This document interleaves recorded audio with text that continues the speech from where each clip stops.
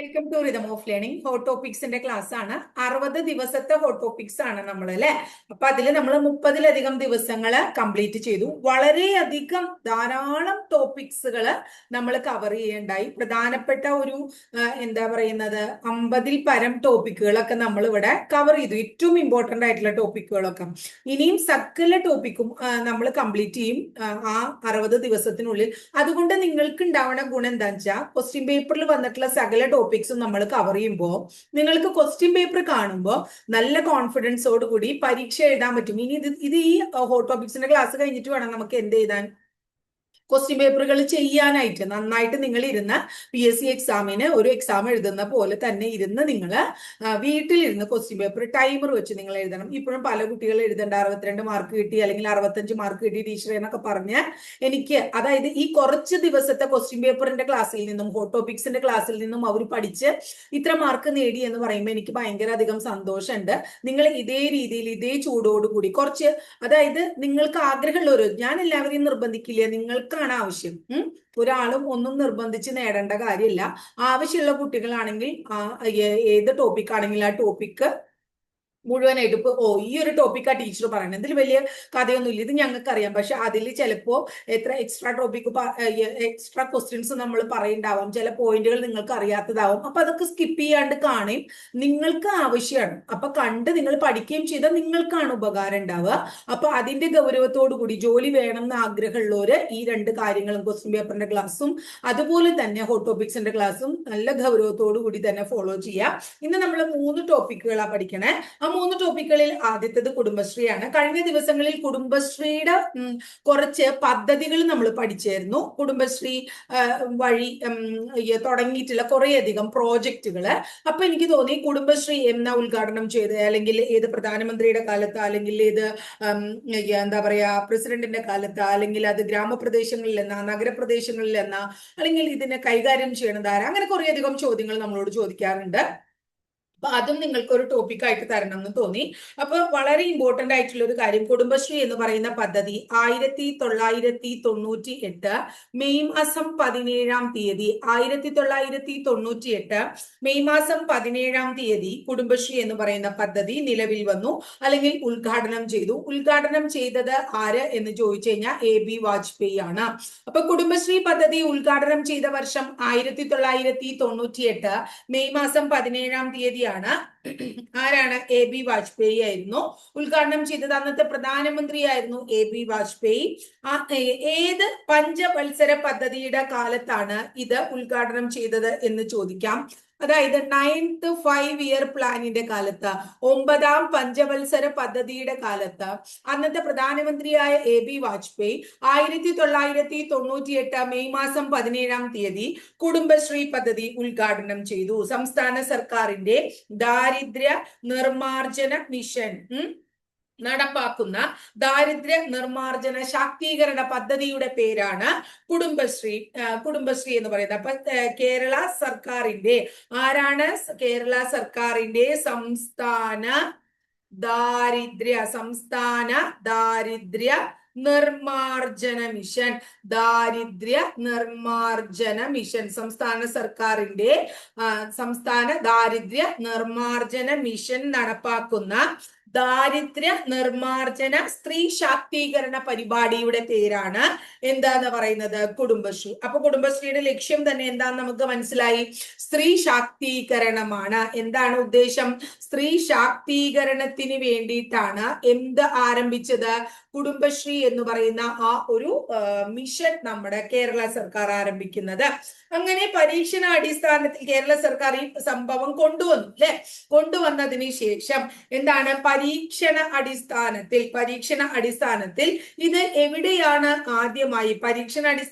ഇത് എവിടെയാണ് ആദ്യമായിട്ട് എന്താ പറയുന്നത് കൊണ്ടുവന്നത്, കുടുംബശ്രീ ആദ്യം നടപ്പിലാക്കിയത് എന്ന് ചോദിച്ചു കഴിഞ്ഞാൽ അത് 1994 തന്നെ പരീക്ഷണ അടിസ്ഥാനത്തിൽ നമ്മുടെ ഇവിടെ ആരംഭിച്ചിട്ടുണ്ടായിരുന്നു.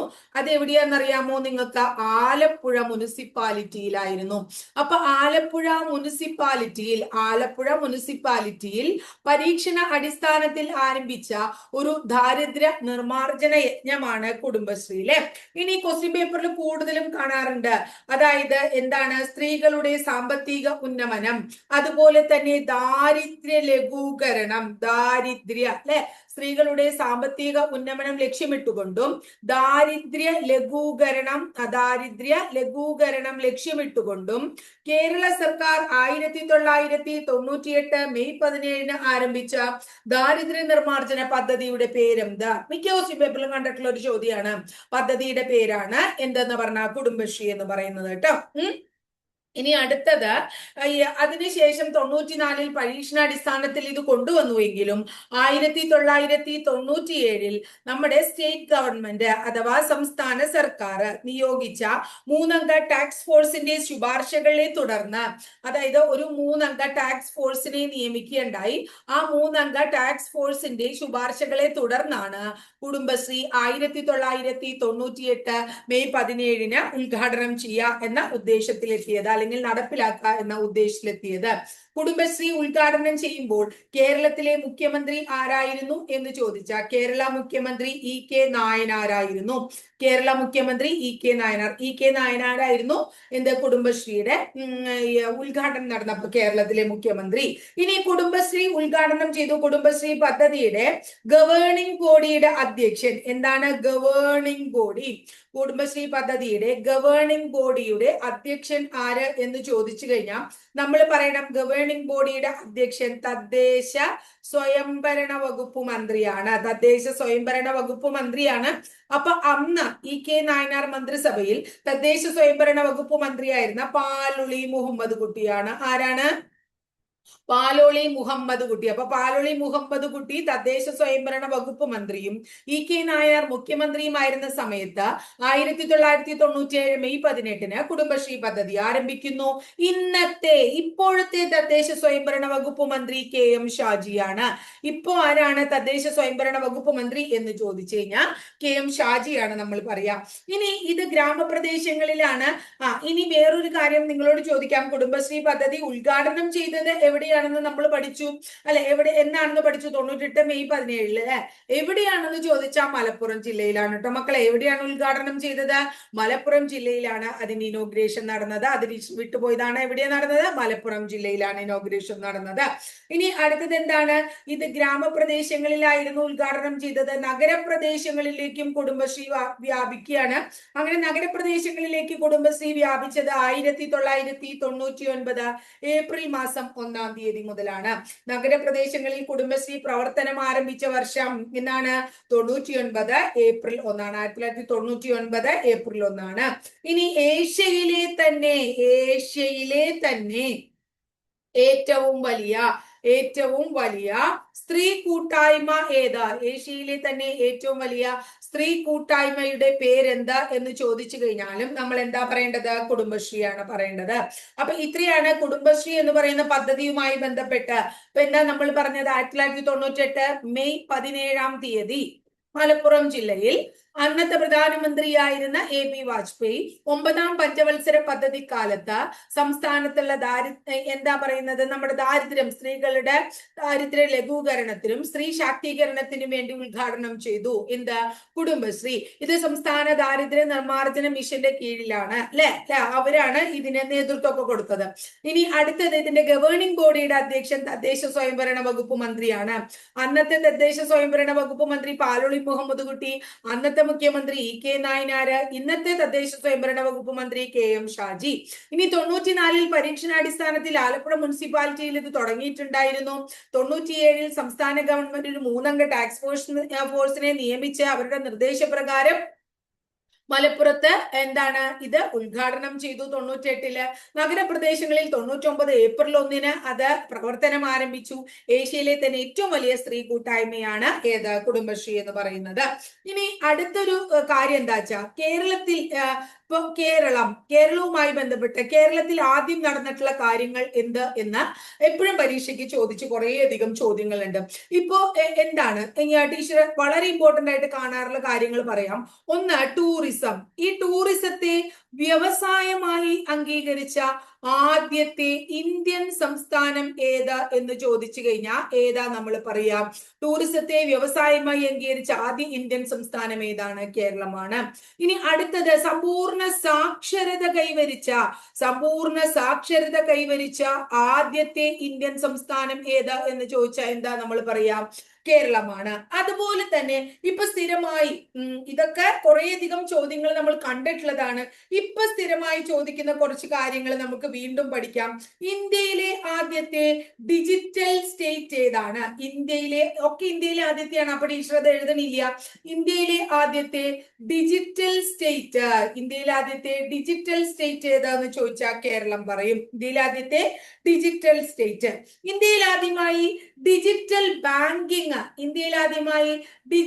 ബാങ്കിങ് നടപ്പിലാക്കിയ സംസ്ഥാനം ഏത് എന്ന് ചോദിച്ചു കഴിഞ്ഞിട്ടുണ്ടെങ്കിൽ ആരുടെ പേര് പറയണം? കേരളത്തിന്റെ പേര് പറയണം. ഇനി ഇന്ത്യയിൽ ആദ്യത്തെ സമ്പൂർണ്ണ ഡിജിറ്റൽ സാക്ഷരത നേടുന്ന സംസ്ഥാനം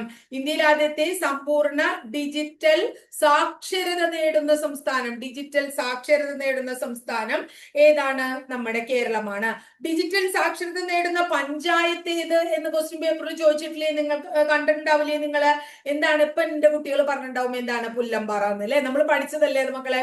ഇന്ത്യയിലെ ആദ്യമായിട്ട് ഡിജിറ്റൽ സാക്ഷരത നേടുന്ന പഞ്ചായത്ത് ഏതാണ്? പുല്ലമ്പാറയാണ്.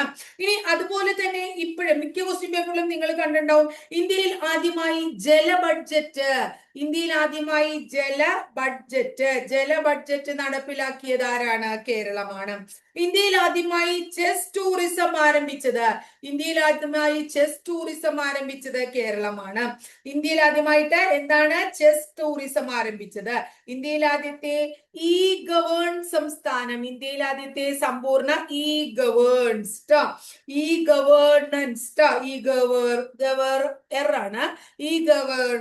സംസ്ഥാനം, ഇന്ത്യയിൽ ആദ്യത്തെ സമ്പൂർണ്ണ ഇ ഗവേണൻസ് സ്റ്റേറ്റ് ഏതാണ്? കേരളമാണ്. ഇതൊക്കെ ക്വസ്റ്റ്യൻ പേപ്പറിൽ വന്ന ചോദ്യങ്ങൾ മാത്രമേ ടീച്ചർ പറയുന്നുള്ളൂ. അതുപോലെ തന്നെ ഇന്ത്യയിൽ ആദ്യമായിട്ട് എന്താണ് ഇക്കോ ടൂറിസം പദ്ധതി? അറിയാലോ, ഇന്ത്യയിൽ ആദ്യത്തെ ഇക്കോ ടൂറിസം പദ്ധതിയുടെ പേര് തെന്മല എന്നാണ്. കൊല്ലം ജില്ലയിലാണ്. ഏഷ്യയിലെ ആദ്യത്തെ ബട്ടർഫ്ലൈ സഫാരി പാർക്കും കൊല്ലം ജില്ലയിലെ തെന്മല തന്നെയാണ് അല്ലെ. ഇനി ഇന്ത്യയിൽ ആദ്യത്തെ ശിശു സൗഹൃദ സംസ്ഥാനമാണ് കേരളം. ഇന്ത്യയിൽ ആദ്യത്തെ ശിശു സൗഹൃദ സംസ്ഥാനം ചോദിച്ചു കഴിഞ്ഞാൽ നമ്മൾ എന്ത് പറയണം? കേരളം. ഇനി ഇന്ത്യയിൽ ആദ്യത്തെ ഡിജിറ്റൽ ബാങ്കിങ് സംസ്ഥാനമാണ് കേരളമെങ്കിൽ ഇന്ത്യയിൽ ആദ്യത്തെ സമ്പൂർണ്ണ ബാങ്കിങ് സംസ്ഥാനം, ഇന്ത്യയിൽ ആദ്യത്തെ അങ്ങനെ ചോദിച്ചു കഴിഞ്ഞാലും ഡിജിറ്റൽ മാത്രമല്ല സമ്പൂർണ്ണ, ഡിജിറ്റൽ വേറെ സമ്പൂർണ്ണ ബാങ്കിങ് സ്റ്റേറ്റ് വേറെ, രണ്ടും ആരാണ്? കേരളം തന്നെയാണ്. ഇന്ത്യയിൽ ആദ്യത്തെ സമ്പൂർണ്ണ ബാങ്കിങ് സംസ്ഥാനം. ഇനി നിങ്ങൾ കേട്ടിട്ടുണ്ടാവും, അത് നമ്മൾ കുറെ മുമ്പ് പഠിച്ചിട്ടുണ്ട്. അതായത് സാക്ഷരത അതുപോലെ ടൂറിസം ഒക്കെ പോലെ തന്നെ ഇന്ത്യയിൽ ആദ്യമായിട്ട് ലോട്ടറി ആരംഭിച്ചതും എവിടെ തന്നെയാണ്? കേരളത്തിൽ തന്നെയാണ്. ഇന്ത്യയിൽ ആദ്യത്തെ ബയോളജിക്കൽ പാർക്ക് ഏതാണ്? അഗസ്ത്യവനമാണ് അല്ലെ. അപ്പൊ ഇന്ത്യയിൽ ആദ്യമായിട്ട് ബയോളജിക്കൽ പാർക്ക് നിലവിൽ വന്ന സംസ്ഥാനവും, ഇന്ത്യയിൽ ആദ്യത്തെ ബയോളജിക്കൽ പാർക്ക് നിലവിൽ വന്ന സംസ്ഥാനം ഏത് എന്ന് ചോദിച്ചു കഴിഞ്ഞാലും നമ്മൾ ഏത് തന്നെയാ പറയേണ്ടത്? കേരളം തന്നെയാണ് പറയേണ്ടത്. ഇനി ഇതിനേക്കാളൊക്കെ ഉപരി വേറെ വളരെ ഇമ്പോർട്ടന്റ് ആയിട്ടുള്ള ഇന്ത്യയിൽ ആദ്യത്തെ ഡിജിറ്റൽ കോടതി നിലവിൽ വന്നതും എവിടെ തന്നെയാണ്? കേരളത്തിൽ തന്നെയാണ്. ഇന്ത്യയിൽ ആദ്യത്തെ ഡിജിറ്റൽ കോടതി നിലവിൽ വന്നത്. ഇന്ത്യയിൽ ആദ്യത്തെ സമ്പൂർണ്ണ പെൻഷൻ സംസ്ഥാനം കേരളമാണ്. ഇന്ത്യയിൽ ആദ്യത്തെ സമ്പൂർണ്ണ പെൻഷൻ സ്റ്റേറ്റ് കേരളമാണ്. അപ്പോ കേരളത്തിൽ ഇതോടൊന്നും കഴിയണില്ല, പക്ഷെ വളരെ ഇമ്പോർട്ടന്റ് ആയിട്ടുള്ള ഏറ്റവും പ്രധാനപ്പെട്ട എന്നും ചോദിക്കാൻ സാധ്യതയുള്ള ലേറ്റസ്റ്റ് ആയിട്ടുള്ള കുറച്ച്, ഇതൊക്കെ ശരിക്കും പറയുകയാണെങ്കിൽ കുറേയധികം കാര്യങ്ങൾ കറണ്ട് അഫയേഴ്സുമായിട്ട് റിലേറ്റഡ് ആയിട്ടും കൂടിയാണ്. അപ്പൊ ഇതൊക്കെ നിങ്ങൾ പഠിച്ചു വെക്കുക. ടൂറിസത്തെ വ്യവസായമായി അംഗീകരിച്ച ആദ്യ സംസ്ഥാനം, ഇന്ത്യയിൽ ആദ്യമായിട്ട് ലോട്ടറി ആരംഭിച്ച സംസ്ഥാനം, ഇന്ത്യയിൽ ആദ്യമായി 100% സാക്ഷരത കൈവരിച്ച സംസ്ഥാനം അല്ലെ, ഇന്ത്യയിൽ ആദ്യത്തെ ഇക്കോ ടൂറിസം പദ്ധതി ആരംഭിച്ച സംസ്ഥാനം, ഇന്ത്യയിൽ ആദ്യത്തെ ബയോളജിക്കൽ പാർക്ക് ആരംഭിച്ച സംസ്ഥാനം, ഇന്ത്യയിൽ ആദ്യമായി സമ്പൂർണ്ണ പെൻഷൻ സ്റ്റേറ്റ് എന്ന് പറയുന്നത്, ഇന്ത്യയിൽ ആദ്യമായി ഡിജിറ്റൽ കോടതി ആരംഭിച്ച സംസ്ഥാനം, ഇന്ത്യയിൽ ആദ്യത്തെ സമ്പൂർണ്ണ ബാങ്കിങ് സംസ്ഥാനം, ഇന്ത്യയിൽ ആദ്യത്തെ ഡിജിറ്റൽ ബാങ്കിങ് സംസ്ഥാനം, ഇന്ത്യയിൽ ആദ്യത്തെ ഡിജിറ്റൽ സ്റ്റേറ്റ്, ഇന്ത്യയിൽ ആദ്യത്തെ ഡിജിറ്റൽ സാക്ഷരത നേടിയ സ്റ്റേറ്റ്, ഇന്ത്യയിൽ ആദ്യമായി ജല ബഡ്ജറ്റ് അവതരിപ്പിച്ച സംസ്ഥാനം, ഇന്ത്യയിൽ ആദ്യത്തെ ചെസ് ടൂറിസം ആരംഭിച്ച സംസ്ഥാനം, ഇന്ത്യയിൽ ആദ്യത്തെ ഈ ഗവേണൻസ് സ്റ്റേറ്റ് അല്ലെ, അതുപോലെ തന്നെ എന്താ പറയുക, ഇന്ത്യയിലെ ആദ്യത്തെ ശിശു സൗഹൃദ സംസ്ഥാനം, ഇതൊക്കെ ചോദിക്കുമ്പോ ഏത് സംസ്ഥാനത്തിന്റെ പേരാ നമ്മൾ പറയണ്ടേ? നമ്മുടെ സംസ്ഥാനമായ കേരളത്തിന്റെ പേര് പറയണം. ഇനി അതുപോലെ തന്നെ നമ്മള് ഗാന്ധിജിയെ കുറിച്ചിട്ടുള്ള കുറച്ച് കാര്യങ്ങൾ നമ്മൾ പഠിക്കേണ്ടായി. ആ ഗാന്ധിജിയെ കുറിച്ച് പഠിച്ചു കഴിഞ്ഞപ്പോൾ ഗാന്ധിജിയിലും എന്താ പറയാ കുറേയധികം കാര്യങ്ങൾ, പിന്നെ അത് കൂടാണ്ട് ഗാന്ധിജിയുമായി റിലേറ്റഡ് ആയിട്ടുള്ള ചില സമരങ്ങൾ നമ്മൾ പഠിച്ചു. ഗാന്ധിജിയുമായി ബന്ധപ്പെട്ട് അപര ഗാന്ധിമാർ എന്ന് പറയുന്ന ഒരു ടോപ്പിക് തന്നെ നമുക്ക് പഠിക്കാനുണ്ട്. കുറേയധികം ഗാന്ധിമാരുണ്ട്, എല്ലാ ഗാന്ധിമാരെയും പഠിച്ചില്ലെങ്കിലും സ്ഥിരമായി ചോദിക്കുന്ന കുറച്ച് ചോദ്യങ്ങൾ നമുക്ക് പഠിക്കണം. ആരാണ് അതിർത്തി ഗാന്ധി എന്നറിയപ്പെടുന്നത്? അതിർത്തി ഗാന്ധി എന്നറിയപ്പെടുന്ന ആളുടെ പേര് ഖാൻ അബ്ദുൾ ഗാഫർ ഖാൻ ആണ്. അപ്പോ ഖാൻ അബ്ദുൾ ഗാഫർ ഖാനെ എന്തു വിളിക്കുന്നു? അതിർത്തി ഗാന്ധി എന്ന് വിളിക്കുന്നു. അതുപോലെ തന്നെ എപ്പോഴും ചോദിക്കാറുള്ള ഒരു ചോദ്യമാണ്, കേരള ഗാന്ധി ആരാണ്? കേരള ഗാന്ധി എന്നറിയപ്പെടുന്നത് കെ കേളപ്പനാണ്. കേരള ഗാന്ധി എന്നറിയപ്പെടുന്ന ആളാരാണ്? കെ കേളപ്പനാണ്. ഇനി അതുപോലെ തന്നെ നമ്മളോട് ചോദിക്കാറുണ്ട്, ബർദോളി ഗാന്ധി ആരാണ്? ബർദോളി ഗാന്ധി എന്നറിയപ്പെടുന്നത്, ബർദോളി ഗാന്ധി സർദാർ വല്ലഭായി പട്ടേൽ ആണ്. ബർദോളി ഗാന്ധി എന്നറിയപ്പെടുന്നത് സർദാർ വല്ലഭായി പട്ടേൽ. അടുത്ത വളരെ ഇമ്പോർട്ടന്റ് ആയിട്ടുള്ള ഒരു ചോദ്യമാണ്, ഞാൻ പല ക്വസ്റ്റ്യൻ പേപ്പറിലും പറഞ്ഞു തന്നിട്ടുള്ളതാണ്, ബീഹാർ ഗാന്ധി. ബീഹാർ ഗാന്ധി എന്നറിയപ്പെടുന്നത് ഡോക്ടർ രാജേന്ദ്ര പ്രസാദ് ആണ്. ബീഹാർ ഗാന്ധി എന്നറിയപ്പെടുന്നത് ആരാണ്? ഡോക്ടർ രാജേന്ദ്ര പ്രസാദ് ആണ്. ഇനി അടുത്തത് ആധുനിക ഗാന്ധി എന്നറിയപ്പെടുന്നത് ആര് എന്ന് ചോദിച്ചാൽ, ആധുനിക ഗാന്ധി എന്നറിയപ്പെടുന്നത് ബാബ ആംതെ ആണ്. ആധുനിക ഗാന്ധി എന്നറിയപ്പെടുന്നത് ബാബ ആംതെ ആണ് കേട്ടോ. ആധുനിക ഗാന്ധി ബാബ ആംതെ. അടുത്ത മയ്യഴി ഗാന്ധി എന്നറിയപ്പെടുന്നത് ആരാണ്?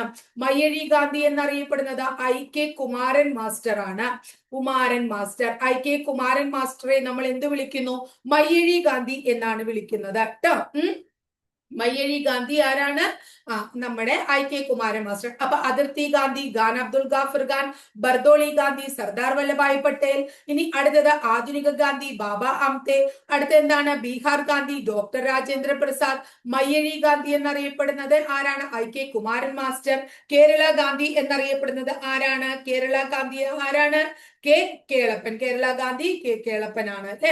ഇനി അടുത്തത് നമ്മളോട് ചോദിക്കാറുണ്ട്, അമേരിക്കൻ ഗാന്ധി ആരാണ്? അമേരിക്കൻ ഗാന്ധി എന്നറിയപ്പെടുന്നത്, American Gandhi Martin Luther King ആണ്. അമേരിക്കൻ ഗാന്ധി എന്നറിയപ്പെടുന്നത് മാർട്ടിൻ ലൂതർ കിങ് ആണ്. മാർട്ടിൻ ലൂതർ കിങ് ആണ് അമേരിക്കൻ ഗാന്ധി എന്നറിയപ്പെടുന്നത് കേട്ടോ. American Gandhi Martin Luther King ആണ്, പഠിച്ചു വെക്കുക. അടുത്ത ആഫ്രിക്കൻ ഗാന്ധി ചോദിച്ചിട്ടുള്ളതാണ്, ആഫ്രിക്കൻ ഗാന്ധി. ആഫ്രിക്കൻ ഗാന്ധി എന്നറിയപ്പെടുന്നത് കെന്നത്ത് കൗണ്ട. ആഫ്രിക്കൻ ഗാന്ധി എന്നറിയപ്പെടുന്നത് കെന്നത്ത് കൗണ്ട എന്ന് പറയുന്ന ആളാണ്. African Gandhi Kenneth Kaunda. അടുത്തത് ശ്രീലങ്കൻ ഗാന്ധി ആരാണ്? ശ്രീലങ്കൻ ഗാന്ധി എന്നറിയപ്പെടുന്നത് AT അരിയരത്ന. AT അരിയരത്ന എന്ന് പറയുന്ന ആളാണ് ശ്രീലങ്കൻ ഗാന്ധി ട്ടോ. ഇനി ഒന്നും കൂടെ പഠിക്കുക, ഇന്തോനേഷ്യൻ ഗാന്ധി. ഇന്തോനേഷ്യൻ ഗാന്ധി എന്നറിയപ്പെടുന്നത് അഹമ്മദ് സുഗാർണോ. അഹമ്മദ് ട്ടോ, അഹമ്മദ് സുഗാർണോ എന്ന് പറയുന്ന ആളെയാണ് നമ്മൾ ഇന്തോനേഷ്യൻ ഗാന്ധി എന്ന് വിളിക്കുന്നത്. അപ്പൊ ഇത്തരം അപര ഗാന്ധിമാര് വളരെ ഇമ്പോർട്ടന്റ് ആയിട്ടുള്ള പോയിന്റ് ആണ്, അപര ഗാന്ധിമാർ എന്ന് പറയുന്നതും. അതായത് ഇതും സ്ഥിരമായിട്ട് നമ്മൾ കണ്ടിട്ടുള്ള എത്രയോ അധികം ചോദ്യങ്ങളാണ് നമ്മളിവിടെ പഠിച്ചത്. അപ്പൊ അതുകൊണ്ട് ഇത്തരം ചോദ്യങ്ങൾ ഒന്നും തന്നെ, അതായത് എന്നും ഇപ്പൊ നിങ്ങൾ പലരും പറയണില്ലേ, അതായത് ഇത് എളുപ്പമാണ് കാരണം എത്രയോ ചോദ്യങ്ങളാണ് ആവർത്തിച്ച് വന്നേ നിങ്ങൾ പറയേണ്ടത്. അപ്പൊ ഈ ആവർത്തന ചോദ്യങ്ങൾ ഒന്നും നമ്മൾ തെറ്റിക്കരുത് എന്നുള്ളതാണ് ടീച്ചറുടെ ലക്ഷ്യം. നിങ്ങൾ ആവർത്തന ചോദ്യങ്ങൾ എല്ലാം തന്നെ നിങ്ങൾ ആൻസർ എഴുതിയിരിക്കണം.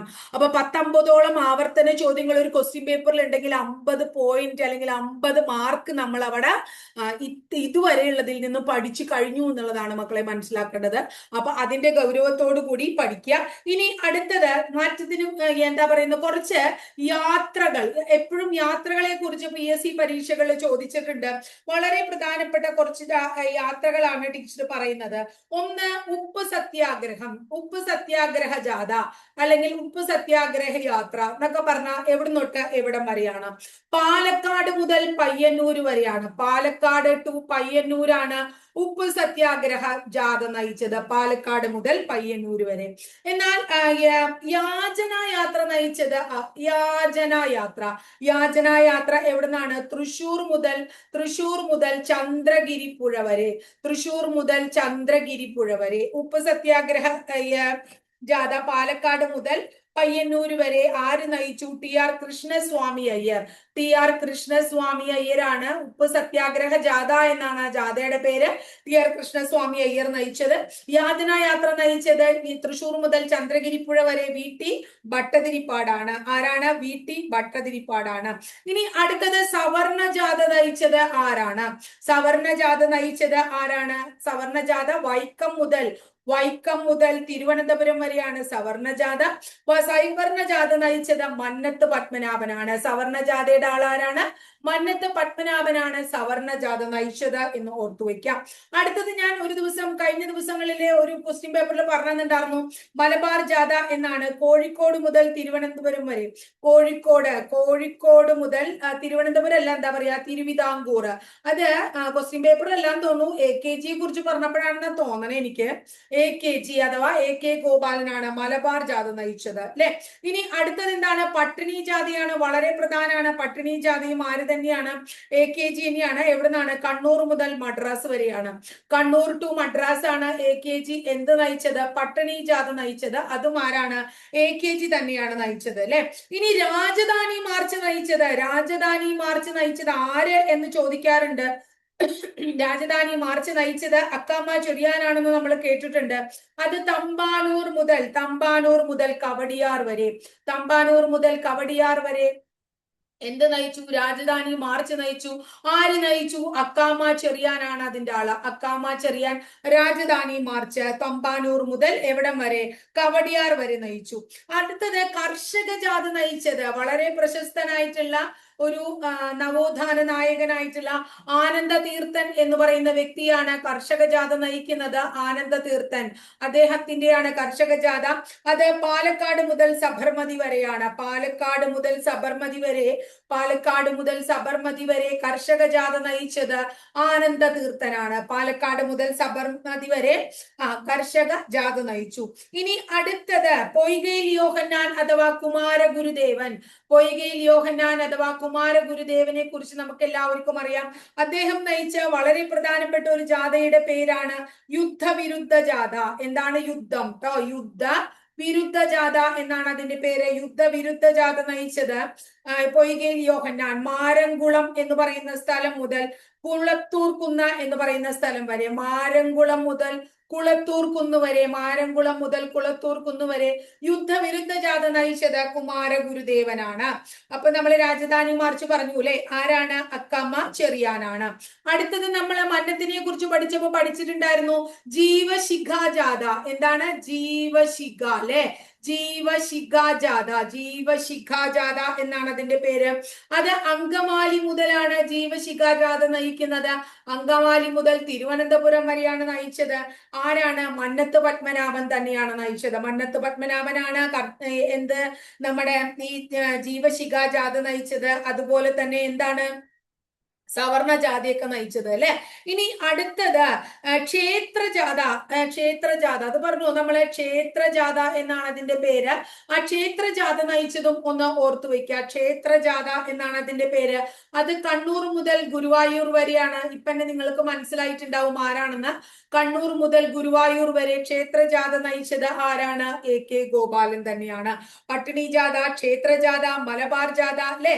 അതുപോലെ തന്നെ കർഷക ജാഥ. എന്താണ്? കർഷക ജാഥ ആനന്ദ തീർത്ഥൻ നയിക്കുകയുണ്ടായി കർഷക ജാഥ. അതുപോലെ തന്നെ കർഷക ജാഥ ആര് നയിച്ചിട്ടുണ്ട്? നമ്മുടെ AKG നയിച്ചിട്ടുണ്ട് കർഷക ജാഥ. AKG കർഷക ജാഥ കാസർഗോഡ് മുതൽ തിരുവനന്തപുരം വരെയാണ്. കാസർഗോഡ് ടു ട്രിവാൻഡ്രം കർഷക ജാഥ നയിച്ചത് വീണ്ടും AKG തന്നെ. അപ്പൊ ഇത്രയും ജാഥകള് നമ്മളൊന്ന് ഓർത്തു വെക്കുക കേട്ടോ. ഇത്രയും ജാഥകൾ. അപ്പൊ ഇന്ന് എത്ര പോയിന്റാ പഠിച്ചേ? ഒന്ന് ജാഥകൾ പഠിച്ചു, അടുത്ത ഗാന്ധിമാര് പഠിച്ചു, കേരളത്തിൽ ആദ്യം നടന്ന കാര്യങ്ങൾ പഠിച്ചു, കുടുംബശ്രീ എന്ന് പറയുന്ന ടോപ്പിക് പഠിച്ചു. അപ്പൊ നമ്മൾ 4 ഹോട്ട് ടോപ്പിക്സ് ആണ് അല്ലെ. 4 ഹോട്ട് ടോപ്പിക്സ് ആണ് ഇന്നത്തെ ക്ലാസ്സിൽ നമ്മൾ പഠിച്ചത്. അപ്പൊ വളരെ നമ്മൾ പഠിക്കുന്ന ഓരോ കാര്യങ്ങൾക്കും അതിന്റെ ഇമ്പോർട്ടൻസ് കൊടുത്ത് നിങ്ങൾ പഠിക്കാനായിട്ട് ശ്രമിക്കുക. ഇത് പ്രധാനമാണ് എന്ന് ഒരാൾ പറയുമ്പോൾ അതിന്റെ പ്രാധാന്യം മനസ്സിലാക്കി നിങ്ങൾ പഠിക്കുക. എന്താ പറയാ, ആ ഒരു ഗൗരവം നിങ്ങളുടെ മനസ്സിലുണ്ട്, അങ്ങനെയുണ്ട്, തീർച്ചയായിട്ടും നിങ്ങൾ അത് ഭംഗിയായിട്ട് പഠിക്കണമെങ്കിൽ നിങ്ങൾ നിങ്ങളുടെ ലക്ഷ്യത്തിൽ എത്തുക തന്നെ ചെയ്യും. അപ്പൊ അടുത്ത ദിവസം മറ്റു ഹോട്ട് ടോപ്പിക്സുകളും അതുപോലെ തന്നെ ക്വസ്റ്റ്യൻ പേപ്പറുകളുമായി നമുക്ക് വീണ്ടും കാണണം. അത് കഴിഞ്ഞിട്ട് നമുക്ക് എന്ത് തുടങ്ങണം, ഇത് കഴിഞ്ഞിട്ട് പിന്നെ ഒരു റിവിഷൻ നമുക്ക് സമയമുണ്ട്. ഇന്നിപ്പോ എന്താണ്, എന്താ പറയാ, 1-ാം തീയതിയാണ് അല്ലെ. അപ്പോ ജൂൺ 1-ാം തീയതിയാണ്, ജൂലൈ 18 റിവിഷന്. നമുക്ക് ഈ ക്വസ്റ്റ്യൻ പേപ്പർ കുറച്ച് ദിവസം കൂടി ഉള്ളൂ ക്വസ്റ്റ്യൻ പേപ്പറിന്റെ ക്ലാസ് ഉണ്ടാവുള്ളൂ. അത് കഴിഞ്ഞ് നമ്മൾ റിവിഷൻ ആരംഭിക്കും. അപ്പൊ റിവിഷൻ ആരംഭിക്കുമ്പോൾ നമ്മൾ ക്വസ്റ്റ്യൻ പേപ്പർ പഠിച്ചു, ഹോട്ട് ടോപ്പിക്സ് പഠിച്ചു, ഇത് തന്നെ. അപ്പൊ പഠിച്ചു തന്നെ വീണ്ടും വീണ്ടും നമ്മൾ പഠിച്ചുകൊണ്ടിരിക്കണേ. അപ്പൊ നമ്മൾ പഠിച്ച കാര്യങ്ങള് വളരെ കൃത്യമായിട്ട് ഓർത്തിരിക്കാൻ ഇത്തരം കാര്യങ്ങളൊക്കെ നമ്മളെ ഉപകാരപ്പെടുത്തും. അപ്പൊ എല്ലാവർക്കും ഓൾ ദ ബെസ്റ്റ്. നന്നായിട്ട് നിങ്ങൾ പഠിക്കുക, സമയം ഒട്ടും കളയരുത് കേട്ടോ.